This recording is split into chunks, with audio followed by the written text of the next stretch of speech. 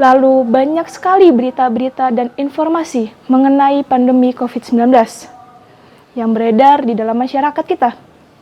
Lalu apakah berita-berita tersebut sudah benar adanya?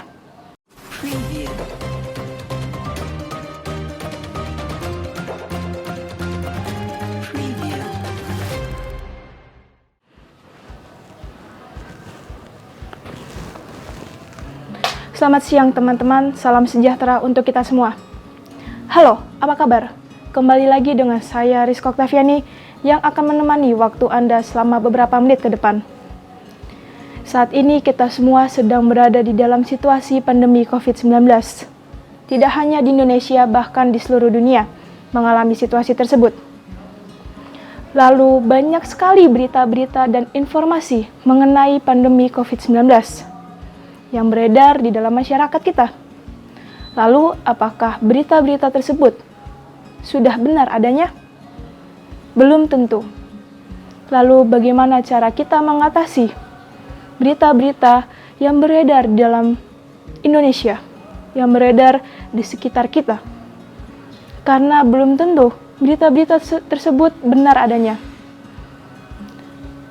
Kita tidak bisa mengontrol media-media massa yang mengeluarkan berita ataupun informasi tersebut. Yang bisa kita kontrol adalah dari dalam diri kita sendiri, pemikiran kita, dan apa yang kita ucapkan. Jangan sampai nanti setelah kita menerima sebuah informasi, apalagi informasi itu salah, kita menyebarkannya ke orang luas. Biasanya seperti itu. Kita menyebarkan ke dalam grup WhatsApp yang satu dan lainnya.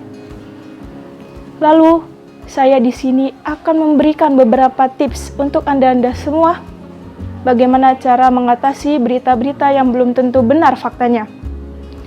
Yang pertama, kita harus menjadi orang yang skeptis. Kita harus melakukan cek dan dicek terkait seluruh informasi-informasi ataupun berita yang beredar di sekitar kita. Lalu yang kedua adalah kita harus membaca berita di media massa yang terpercaya. Banyak media massa yang terpercaya di Indonesia, seperti Media Indonesia, Antara, Kompas, Detik, dan lain sebagainya. Jangan menerima berita-berita pada link yang belum tentu benar, karena dikhawatirkan informasi tersebut adalah hoax ataupun berita bohong. Selanjutnya adalah kita dapat melakukan cek di Google Foto. Banyak sekali foto-foto yang beredar, banyak sekali video-video yang beredar di media massa maupun di media sosial. Lalu apakah semuanya benar? Belum tentu. Maka dari itu, kita harus mengeceknya. Lalu yang selanjutnya adalah kita bisa mengikuti akun-akun ataupun website yang resmi dari pemerintahan Indonesia, seperti covid19.go.id.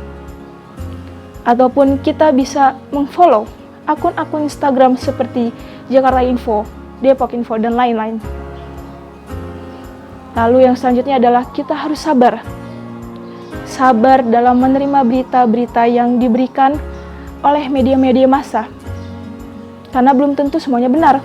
Situasi akan sangat tidak terkendali jika kita sebagai masyarakat, sebagai pembaca, sebagai penonton, saat menerima informasi ataupun berita yang belum tentu benar, tapi kita menyebarluaskan berita tersebut, sangat berbahaya sekali. Yang selanjutnya adalah saat ini pastinya kita banyak menerima informasi-informasi yang sensasional.